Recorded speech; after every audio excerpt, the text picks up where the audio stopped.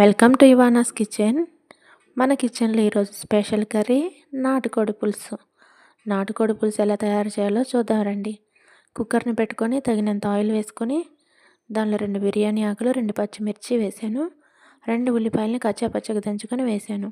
అందులోనికి 2 లవంగాలు, 3 యాలకులు, ఒక చెక్క, 2 అంగుళాల చెక్క వేసాను. తర్వాత 2 టేబుల్ స్పూన్ల అల్లం వెల్లుల్లి పేస్ట్ కూడా వేసి మూడింటిని బాగా ఫ్రై చేశాను.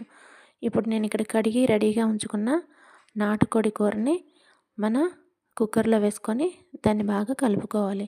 అందులోకి తగినంత పసుపు, తగినంత ఉప్పు కూడా వేసుకొని మంచిగా కలుపుకొని నేనైతే కుక్కర్ మూత పెట్టేసి 2 విజిల్స్ రానిచ్చాను. తర్వాత కుక్కర్ మూత తీసి దానిలోనికి తగినంత కారం వేసుకొని తర్వాత ఇక్కడ నేను గరం మసాలా కూడా వేస్తున్నానండి, ధనియాల పొడి. తర్వాత జీరా పౌడర్ కూడా వేసాను.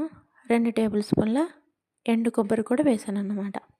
ఇప్పుడు వీటన్నిటిని వేసుకొని మంచిగా కలిపి కావాల్సినంత వాటర్ వేసుకొని మరలా కుక్కర్ మూత పెట్టేసి దీనిలోనికి 2-3 దంచిన వెల్లుల్లి కూడా వేసానండి. కొంచెం తగినంత కరివేపాకు కూడా వేసాను. ఇప్పుడు కుక్కర్ మూత పెట్టేసి ఉడికించాను 2 విజిల్స్ వచ్చే వరకు. చూడండి మన కర్రీ ఆయిల్ పైకి తేలుతూ ఎంత బాగా రెడీ అయిపోయింది. ఫైనల్గా మనం కొత్తిమీర వేసుకొని చూసారా, గార్నిష్ చేసుగానే ఎంత బాగుందో. అసలు చూడగానే ఆ స్మెల్కి ఎప్పుడెప్పుడు తినాలనంత అనిపిస్తుందండి. చాలా ఈజీగా చేసుకోవచ్చు. అందరూ ట్రై చేయండి. Support my channel.